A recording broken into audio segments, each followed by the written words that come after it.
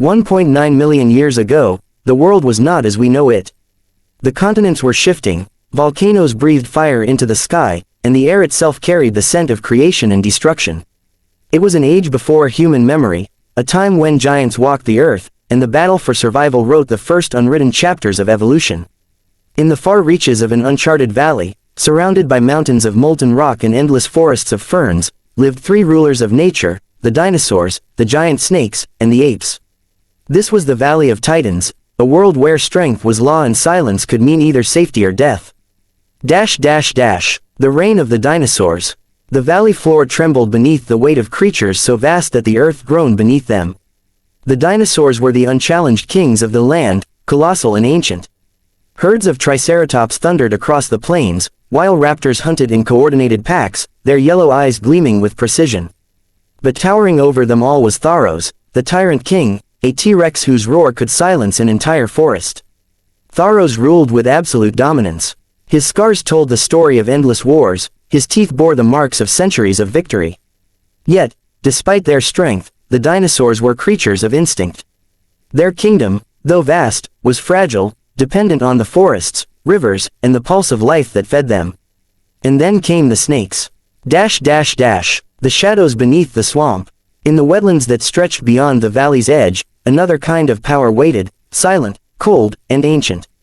The giant snakes were creatures as long as rivers, their bodies black as night, eyes glowing like molten amber beneath the mist. They moved without sound, their scales blending with the shadows. Unlike the dinosaurs, they did not roar. They waited. Their queen, Sethra, was older than the mountains themselves, a creature of hunger and patience. Where Tharos ruled with might, Sethra ruled with cunning. Her kind did not fight for land, they fought for survival in silence, striking only when hunger demanded it. For years, both kingdoms, land and swamp, kept their distance, their balance unbroken. But balance is a fragile thing. The drought. The earth began to change. Volcanoes erupted far away, choking the skies with ash. The rivers that once fed the valley shrank to thin streams. The forests turned dry and brittle. The prey disappeared, and hunger became the new ruler of the land. The first attack came one night, under a blood-red moon. A pack of giant snakes slithered into the plains, hunting for eggs, dinosaur nests, warm and unguarded in the dry heat. By dawn, nothing remained but broken shells and silence. When Tharos discovered the massacre, the valley shook with his roar. His cry echoed across mountains, through forests, and deep into the swamps. War had begun. The war of giants. The dinosaurs marched in numbers that darkened the earth. Raptors led from the front, Triceratops guarded the flanks, and Tharos himself led the charge. The snakes rose from the swamps in a sea of scales, their bodies coiling like rivers of death. The ground became a living storm, claws, fangs, and fury clashing beneath a sky choked with thunder. Lightning split the heavens, thunder rolled like drums of judgment. The air filled with the stench of blood and fire. A single snake wrapped around a stegosaurus, crushing it until its bones cracked like dry branches. A triceratops skewered two serpents before being dragged into the mud. Raptors leapt and slashed, only to be swallowed whole. Every roar, every hiss, every scream was a verse in nature's oldest song, the song of survival. Tharos met Sethra in the center of the battlefield. The tyrant king and the serpent queen, two forces of nature locked in a dance of death. Tharos lunged with a roar that shook the valley, but Sethra's coils wrapped around his body, crushing his ribs. Her fangs sank deep into his flesh, venom burning through his veins. But Tharos fought on, slamming her against the rocks, tearing through her scales with jaws built by evolution's fury. For hours, the two titans clashed as the storm raged above them. And when lightning struck the ground between them, fire consumed the valley. The firestorm. The great forest ignited in an instant. Flames raced through the plains, devouring everything in their path. The swamps boiled, the rivers steamed, and the sky turned red with ash. The screams of the dying echoed as nature reclaimed its dominion. Tharos fell first, his body collapsing into the burning earth, smoke rising from his wounds. Sethra, mortally wounded, slithered into the depths of the swamp, never to rise again. By dawn, the valley was silent. The war of giants had ended, not with victory, but with extinction. But from the cliffs above, a third kind of creature watched, small, cautious, intelligent. The apes, Awakening. For generations, the apes had lived in the shadows of giants.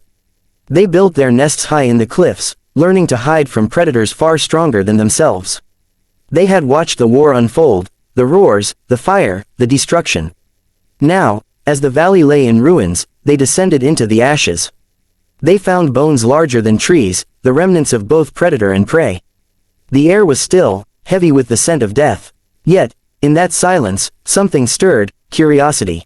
Where the dinosaurs relied on strength, and the snakes on stealth, the apes relied on thought. They learned to use sticks to dig, stones to break open shells, and fire, once a destroyer, to warm and protect. In the ruins of the old world, a new mind began to awaken. The rise of the new world. Seasons passed. The valley began to heal. Green returned to the earth. The rivers found their paths once more. From the ashes of giants, life began to bloom again, smaller, quicker, smarter. The apes thrived. They learned to hunt in groups, to share food, to protect their young. When predators came, they used tools, simple, crude, but effective. The fire that once destroyed their world now burned under their control. The valley that had once belonged to titans now belonged to thinkers. And as time moved forward, generation after generation, those apes began to change. Their hands became stronger, their posture straighter, their eyes brighter with understanding. They no longer feared the dark, they ruled it. The legacy of the giants. Millions of years later, when the earth had changed and the memory of the valley was buried under stone and time, one creature remained to tell their story, us. The descendants of those who watched from the cliffs. The bones of the dinosaurs turned to fossils, their roars trapped forever in the rocks. The snakes became legends whispered through time. But the apes, they evolved. They built, they dreamed, they became the voice of the planet. Every tool we hold, every fire we light, every story we tell, carries the echo of that ancient war. Because life, no matter how much it changes, never forgets where it began. 1.9 million years ago, the earth was ruled by monsters. Now, it's ruled by their memory, and by those who learned from their fall.